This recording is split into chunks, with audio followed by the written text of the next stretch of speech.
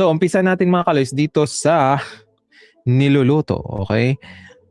Na pag-aresto nitong kay Jinggoy at kay Joel Villanueva. Okay, kaya ba naghahabol ang majority na maisingit or mabago yung rules na kahit nakakulong ay pwedeng mag-Zoom?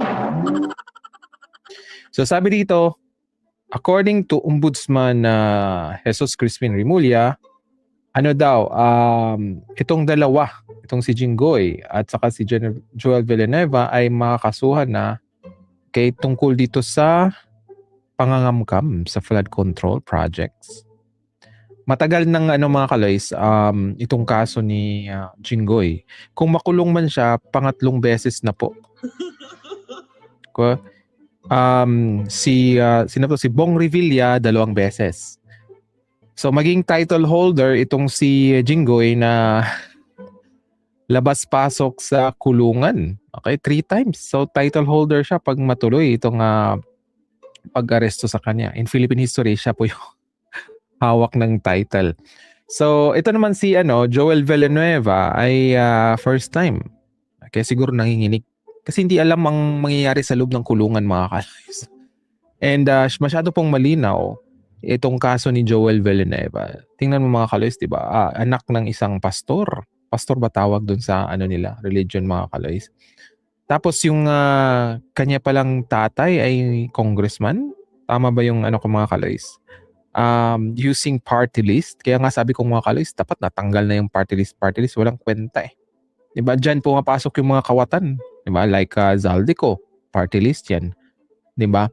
So, ewan ko mga kaloys kung magkaroon ng charter change or kung magkaroon ng EDSA for sure, okay, ay may probability na maliligwak yung mga party list. So, itong dalawa, hinog na hinog daw. Okay? Sabi ni Jesus Crispin Remulla or Boying Remulla. Yung isa naman na senator, so ito part 2 sila sa majority, di ba? Yung 13 na mga DDS. So kung makulong tong dalawa, mga kaloys, na lang sila? Kasi ngayon 12 lang sila kasi si Bato is kapo. So minus 2, 10 na lang sila. Okay? Itong majority. So madadagdan pa yan ng isang member ng majority, itong si Chis Escudero. So dito, mga kaloys, meron pong 586 million plunder charge itong si Chis Escudero. Ang laki, mga kaloys. And yun na nga, dati pa nag-analyze na tayo dito, ano ba talaga, nagnakaw ba talaga si Chis? Sabi ko sa inyo, the probability is very high. Unang-una, sa salin niya, magkaiba. Okay? Doon sa pinapikitan niya sa kanyang asawa, si Hart. Di ba yung 1 million na ring, yung sing-sing? Di ba 1 million?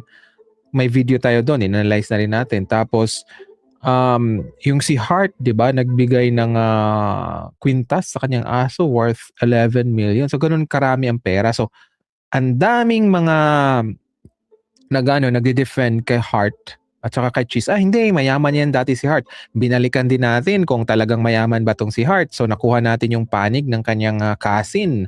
Yun pala ay hindi. Yung cousin niya ang mayaman, hindi si Hart. So, ano yung analysis natin doon? Parang yung pamodel-model ni Hart sa Paris ay para lang mambudol sa taong bayan na kaya ganon sila kayaman ni Chis dahil sa kanyang pagmumodel sa ibang bansa. Take note. Hindi natin nakita si Hart nag-model sa entablado, kundi doon lang sa mga streets. Okay? Sa streets lang. So, ang tawag kay Hart ay influencer, hindi model. Agree ba kayo, mga kaloys? Na sa ating analysis, itong si Hart ay parang money launderer. Kumbaga, si Chis ay nagnakaw tapos si Hart ang magko-front na kunwari kinita yun ni Hart. Diba?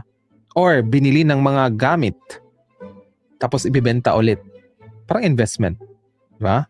Ano sa tingin niyo, mga kaloys? Pero sabi ko nga, hanggat ikaw po ay nagnanakaw sa kaban ng bayan, hahahabulin ka talaga ng karma. Okay? Kahit ikaw ay vlogger, tumatanggap ka ng maleta-maleta or ang pera, okay? Or pabor sa mga corrupt na politician, susundan ka talaga ng karma.